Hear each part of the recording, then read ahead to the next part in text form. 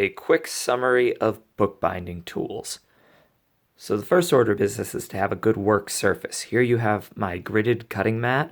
This is a self-healing mat, meaning that it'll take a lot of abuse and keep bouncing back. Only so much, they eventually fall apart, of course. But this mat is good. It'll last me probably a year of constant bookbinding. I also have a smaller mat right up here, which I will use to slip in between pages or in between pages in the cover of a book, so that when I need to use a small area to punch through and not damage my pages, I have it. First order of business, a pair of scissors. Now, your scissors, you're only really going to be using to cut thread, so they don't have to be the best scissors in the world.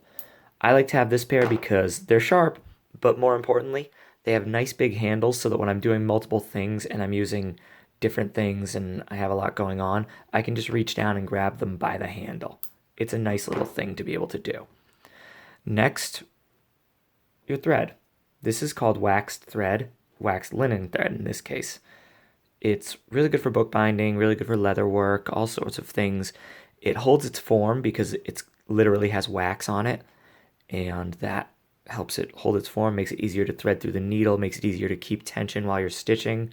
All these many reasons it's good to have. Okay, so we have a tiny crochet hook. You don't need this often, but when you're tying off things at the very end of a project, it is a life and time saver. See the little hook at the end? Trust me when I say this is your best buddy at certain moments. A bone folder. Bone folders, bone scorers, can be made of cow bone, can be made of antler, can be made of plastic. This one here is a squared one, not usually something you see. I like the squared one personally, and since I buy these tools myself, I get what I want. A knife. You're not doing fancy detailed cutting very often, and usually what you're cutting is heavier gauge stuff, like multiple pieces of paper, board, leather, things like that. So you don't need a super precise X-Acto knife, you need something with a little bit of a backbone to it. So I use one of these little utility knives. This is a screw punch. You've probably not used something like this before. Screw punch is what it says. It's a punch, meaning you use it to punch holes in things. Let it focus. Okay, it has different size bits, which are visible down here in this corner. And it operates under a screwing mechanism to generate torsion. Does that make sense? Good. There'll be a quiz at the end. So that's good for punching holes. Very importantly, you only use it over a cutting mat. Otherwise, you will dull the blade. A ruler. I have many, many rulers in my repertoire. I like metal rulers.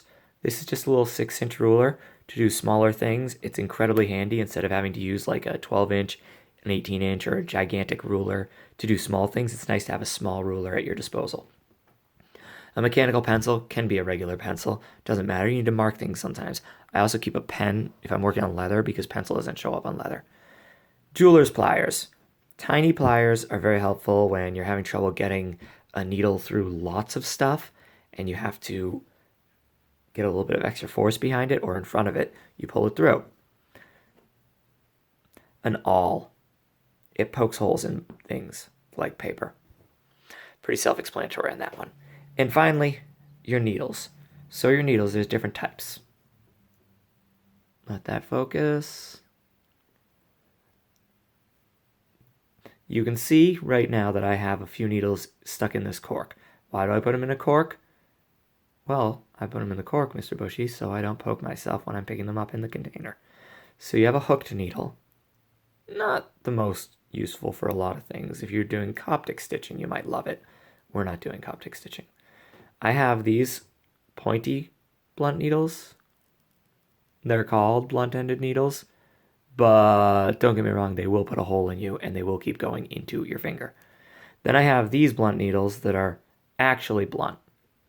I can push that against my finger and it would take a lot of force to break the skin. These are the ones you're going to be using because I don't feel like listening to people yell out in pain every time they poke themselves with an actual sharp needle. And it happens often. I poke myself constantly. And I swear. So, there is your overview of tools.